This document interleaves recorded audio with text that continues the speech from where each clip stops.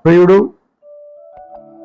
దేవుని యొక్క దాసుడు, క్రైస్తవ ఆణిముత్యం, వక్త, సమన్వయకర్త, ధీశాలి, ధైర్యశాలి, దేవుని కొరకు ఒక బలమైనటువంటి సాధనంగా వాడబడినటువంటి మా ప్రియ సహోదరులు ప్రవీణ్ పగడాల గారి యొక్క మృతి క్రైస్తవ లోకానికి ఎంతో తీరని లోటు.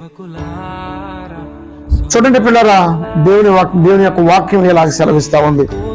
మంచి పోరాటము పోరాడితిని, నా పరుగు కడముట్టించుతిని, విశ్వాసము కాపాడుకుంటుని, ఇక మీదట నా కొరకు నీతి కిరీటం ఉంచబడి ఉన్నది. చూడండి, మరి ప్రవీణ్ పగడాల గారు క్రైస్తవ లోకంలో ఎంతో విస్తృతమైనటువంటి పరిచర్య, ఎంతో మంది యువకులకు ఇన్స్పిరేషన్ గా, ఎంతో మంది మరి క్రైస్తవ సమాజానికి ఒక ధైర్యంగా, క్రైస్తవ సమాజాన్ని ప్రేరేపిస్తూ, ఉరుకొల్పుతూ, ఉజ్జీవింపచేస్తూ ఎంతో గొప్ప నాయకుడిగా, వక్తగా ఉన్నటువంటి వారు.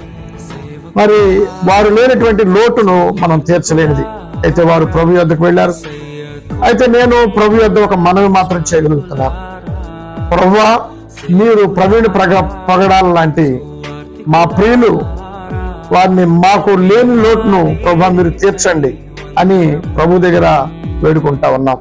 అంతేకాదు పిల్లరా, ఈ యొక్క సమయంలో వారి యొక్క కుటుంబానికి, ఆ దీన కుటుంబానికి దేవుడు ఆదరణ, శాంతి, నెమ్మది కలగజేసి దీవించాలని, ఆశీర్వదించాలని బలంగా వాంఛిస్తూ ఉన్నాం. కనుక పిల్లరా, గమనించండి, మరి ప్రవీణ్ పగడాల గారి యొక్క కుటుంబం కొరకు ప్రతి ఒక్కరూ ప్రార్థించవలసిందిగా మనవి చేస్తా ఉన్నాం. దేవుడి మాటలు దీవించి ఆశీర్వదించును గాక. ఆమేన్.